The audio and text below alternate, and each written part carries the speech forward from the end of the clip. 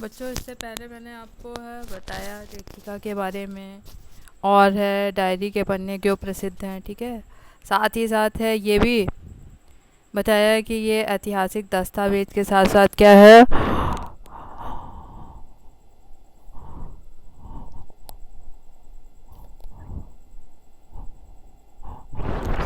ऐतिहासिक दस्तावेज के साथ साथ क्या है, व्यक्तिगत और भावनात्मक उथल पुथल भी है। ठीक है, तो एन ने सबसे पहले डायरी लिखा है वो बुधवार 8 जुलाई 1942 को। ठीक है, तो उसने 8 जुलाई 1942 को अपनी डायरी लिखनी आरंभ की। तो उसने ये अपनी है निर्जीव गुड़िया किट्टी को संबोधित करते हुए लिखा है। ठीक है, कि ऐसा कुछ हुआ रविवार के बाद कि लग रहा था कि मानो सब कुछ क्या है उलट पुलट गया हो। उनका जीवन जो कि सामान्य रूप से चल रहा था उसमें क्या है एकदम से परिवर्तन आ गया। ठीक है, तो उसका कहना था वो जिंदा है, परंतु इस तरह से जिंदा है कि ठीक है कहाँ और कैसे, ठीक है, जीवित है परंतु वो किस तरह से है, कैसे जीवन व्यतीत कर रही है। ठीक है, तो ये अभी उसको समझ में नहीं आएगा, क्योंकि वो उसका जीवन क्या है अचानक ही इतना उथल पुथल से भर गया, इतना उलट पुलट गया, और केवल क्या है जीवन में है जीवन चल रहा है परंतु जीवन की वो निरंतरता समाप्त हो गई है। तो उसने है कि उस रविवार को दोपहर को 3 बजे थे, हेलो जो कि क्या है वहाँ का कर्मचारी था, ठीक है, दोबारा आने वाला था। ठीक है, तो जब उसके यहाँ कोई भी आता है तो घंटी बजाता है।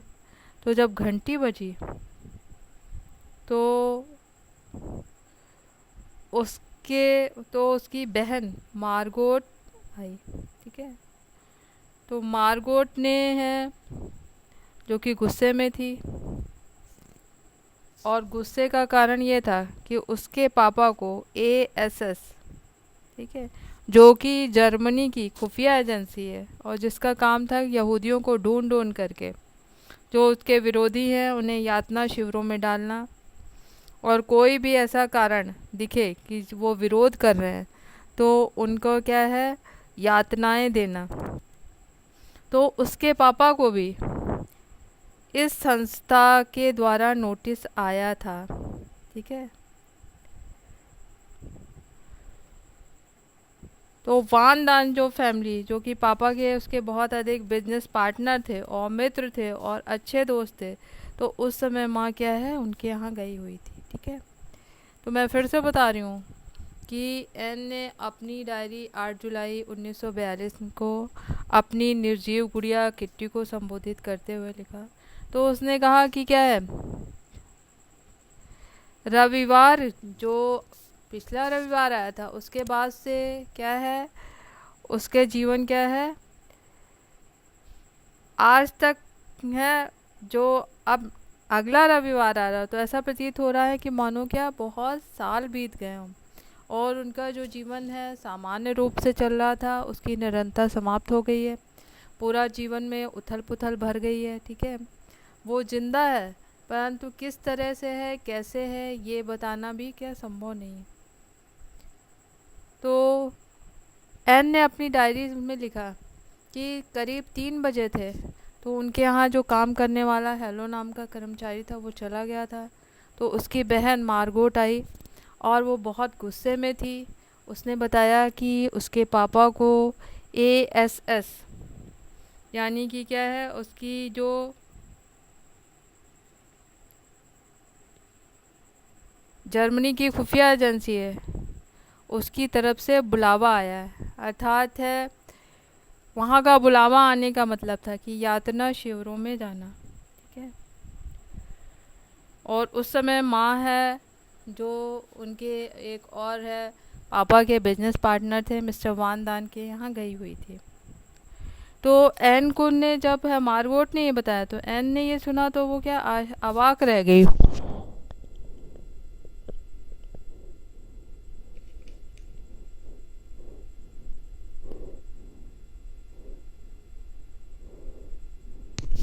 यानी कि वो आश्चर्यचकित रह गई, क्योंकि सबको मालूम था कि वहाँ का बुलावे का क्या मतलब होता है। यानी कि जिसे भी बुलाया जाएगा उसे यातना शिविरों में डाल दिया जाएगा।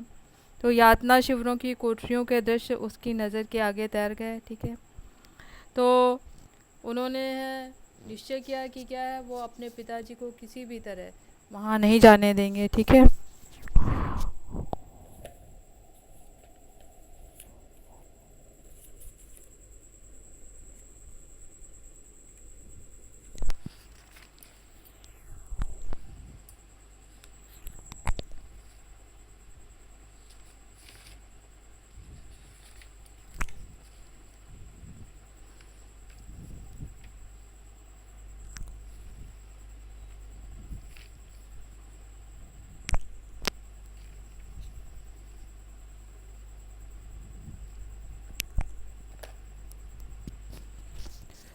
मार्गोट ने कहा कि वो माँ की राह देख रही है, और वो और उनका मिस्टर वानदान का परिवार, हम सब है ऐसी जगह जाएंगे जहाँ पर के ये है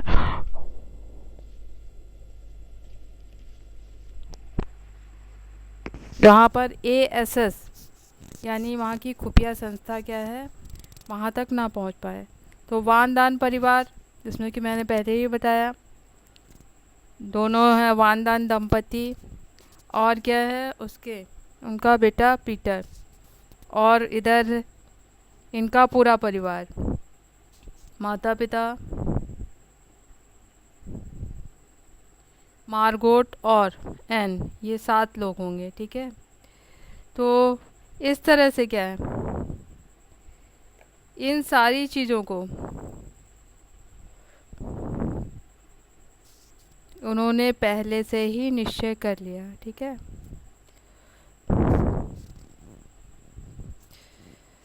तो जब है फिर घंटी बजी तो है मार्गोट ने है, क्योंकि ये लोग इतने डर गए थे, दरवाज़ा खोलने को भी मना कर दिया गया। ठीक है, तो मिस्टर वानदान और उसकी माँ और हेलो इन सबों को बात करते हुए है एन ने सुन लिया था। ठीक है, और है और जितने भी बड़े लोग थे उन्होंने है एन और मार्गोट को बाहर भेज दिया। ठीक है, और जब है मार्गोट ने उसे ये बताया कि ये बुलावा पापा के लिए नहीं था बल्कि मार्गोट के लिए था, तो ये सुनकर के क्या है एन को बहुत अधिक सदमा लगा, क्योंकि उस समय मार्गोट क्या 16 वर्ष की थी, और इस उम्र की लड़कियों के साथ वहाँ पर क्या व्यवहार होता है ये सभी जानते थे। ठीक है, तो है इसीलिए माँ, पिताजी और मिस्टर वानदान के परिवार के सभी लोगों ने ये निश्चय किया कि वो लोग क्या है छिपने की जगह जाएंगे। ठीक है, अज्ञातवास जाएंगे। तो एन के मन में ये बार बार प्रश्न उठने लगा कि कहाँ छुपेंगे, शहर में छुपेंगे, किसी घर में छुपेंगे, किसी परछत्ती में छिपेंगे। ठीक है, तो ये सवाल बार बार है उसके दिमाग में आ रहे थे, परंतु क्योंकि है वो छोटी थी और कोई भी उसकी बातों को, समस्याओं का समाधान नहीं करना चाहता था, तो इसलिए है क्या बार बार सवाल उसके दिमाग में कुलबुला रहे थे, परंतु उसे पूछने की हिम्मत नहीं पड़ रही थी। और जो जैसे पहले ही बताया कि 13 वर्ष की उम्र बहुत कम होती है, और बहुत से सवाल और बहुत सी जिज्ञासाएं मन में उत्पन्न होती हैं।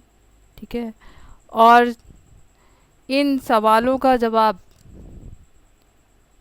सभी चाहते हैं। ठीक है, तो एन भी यही चाहती थी, परंतु उसकी सभी उसे डांटते थे, कोई उसकी भावनाओं को नहीं समझता था। इसलिए क्या है उसने अपनी भावनाओं को क्या है अपनी निजी गुड़िया किट्टी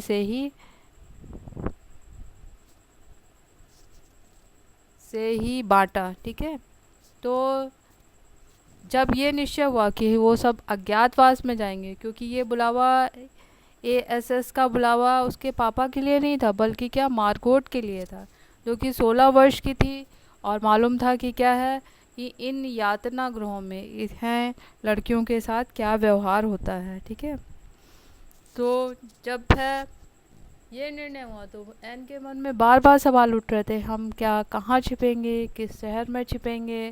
ठीक है, किसी है परछत्ती में छिपेंगे, किसी घर में छिपेंगे, तो बार बार ये सवाल वो चाहती थी कोई किसी से वो पूछे और कोई उसके सवालों का जवाब दे, परंतु उसकी हिम्मत क्या है उसमें नहीं पड़ रही थी। ठीक है, तो क्योंकि यह जाना था, इसलिए है मार्गोट और एन ने सारी सामान क्या है थैलों में भरना शुरू कर दिया। ठीक है, तो सबसे पहले एन को, क्योंकि अपनी ये डायरी बहुत अधिक प्रिय थी, इसने सबसे पहले उसने जो सामान रखा वो क्या है उसकी डायरी थी। ठीक है, और जो भी क्या है जो आवश्यक सामान थे, ठीक है, वो डाले।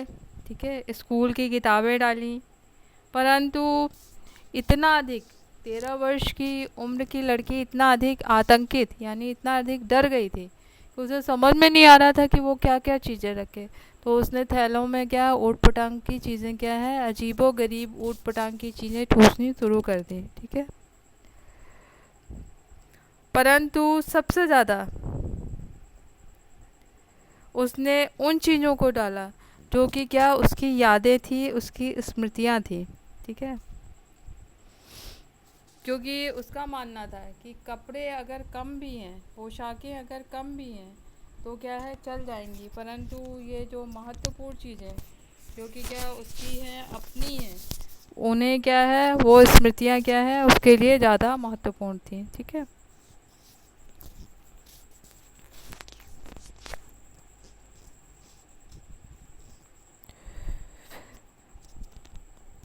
इसी तरह से फिर उन्होंने एक उनके यहाँ काम करने वाले मिस्टर क्लीमेन को फ़ोन किया और उन्होंने भी आने का क्या है निश्चय किया।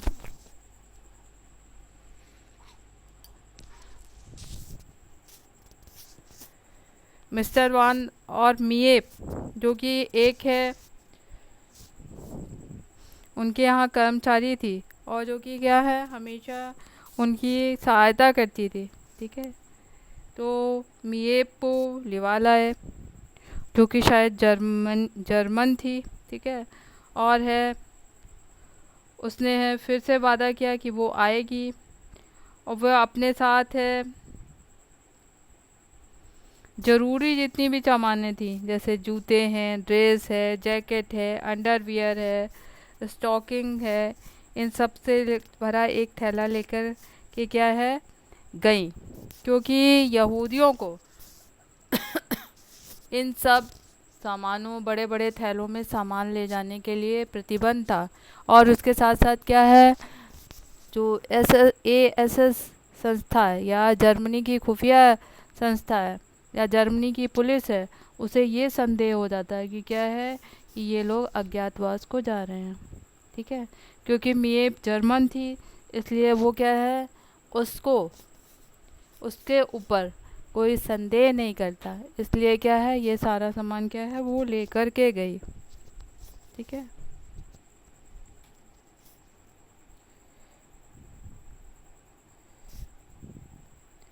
तो इस तरह से उस रविवार को पूरे घर में सन्नाटा था,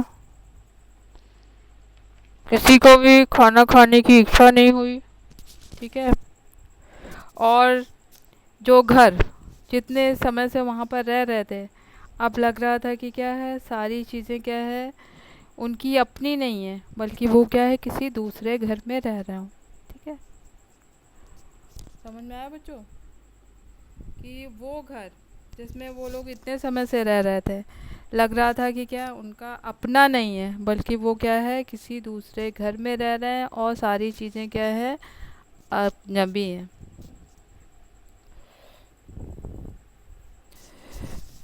तो क्योंकि है एन के परिवार ने कि ऊपर एक कमरा बना हुआ था, उससे गोल्ड शिम को उन्होंने किराए पर दिया हुआ था। ठीक है।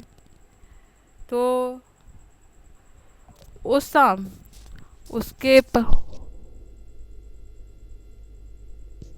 उस शाम उसके पास लगता था कोई काम नहीं है। ठीक है।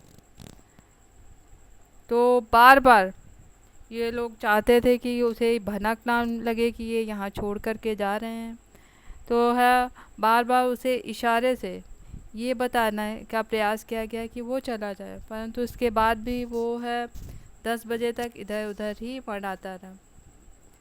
मिएप और जॉन, ठीक है, ये जो कि मिएप का मंगेतर था, ठीक है, या उसका पति था, पता नहीं, 11 बजे आए। मिएप है बहुत पहले से पापा की कंपनी में काम करती थी और है वो उसके उनके करीबी दोस्तों में से थी। ठीक है। और उसका पति जॉन भी पापा के अच्छे दोस्तों में से था। ठीक है। तो इस तरह से जितने भी एक बार वो थैला भर के सारा सामान ले जा चुकी थी, परंतु दोबारा है फिर से जितनी भी ज़रूरी चीज़ें थी, जैसे है किताबें हैं, ठीक है, बैग है, ये सब क्या है, स्टॉकिंग्स हैं, जूते हैं, ये सब क्या है, मिएप के बैग, थैले और जेबों से क्या है उस अज्ञातवास के स्थान पर पहुंची। तो 11:30 बजे थे, वो सब चले गए।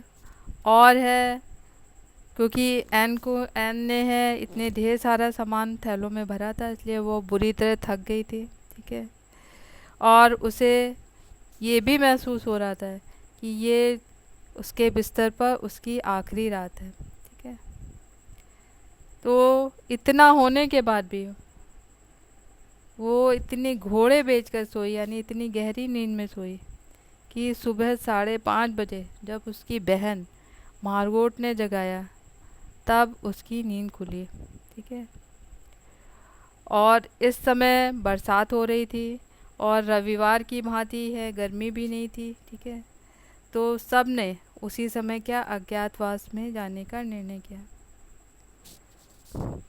तो क्योंकि क्या है उन्हें बहुत समय तक वहाँ रहना था, इसलिए है उन लोगों ने जो बैग में सामान गया उसके साथ साथ क्या है अपने शरीर पर इतने ज़्यादा कपड़े पहन लिए ठीक कि ऐसा प्रतीत हो रहा था कि मानो वो लोग फ्रिज में गुजारने जा रहे हैं, ये बहुत ठंडे स्थान पर जा रहे हैं।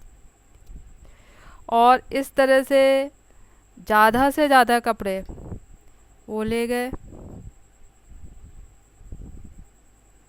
इतने उन्होंने 4 5 जोड़ी कपड़े पहन रखे थे, क्योंकि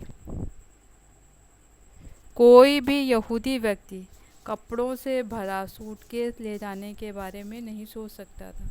ठीक है। क्योंकि है किसी भी यहूदी व्यक्ति को सूटकेस ले जाने की उस समय अनुमति नहीं थी, इसलिए वो कपड़े ले जान ज़्यादा से ज़्यादा अपने शरीर पर से पहन करके ले जाना चाहते थे। ठीक है।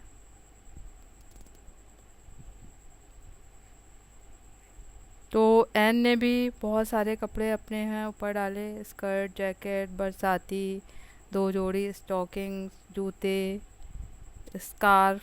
ठीक है। और इतने ज़्यादा कपड़े थे कि क्या है जब वो घर से बाहर निकली तो उसका दम घुटने लगा, परंतु उसका कहना था परिवार में किसी को भी उसकी परवाह नहीं थी कि कोई उससे पूछे कि एन तुम्हें कैसा महसूस हो रहा है, इतने कपड़े पहनने, अगर है वो ना चाहे तो ना भी पहने, परंतु कोई भी उसका देखभाल करने वाला, कोई भी उसकी परवाह करने वाला नहीं था। ठीक है। तो इस तरह से उन्होंने क्या है अज्ञातवास में है जाने का निश्चय किया और ज़्यादा से ज़्यादा सामान क्या है ले जाने का निश्चय किया। ठीक है। तो इतना समझ में आ गया, बाकी मैं कल बताऊंगी।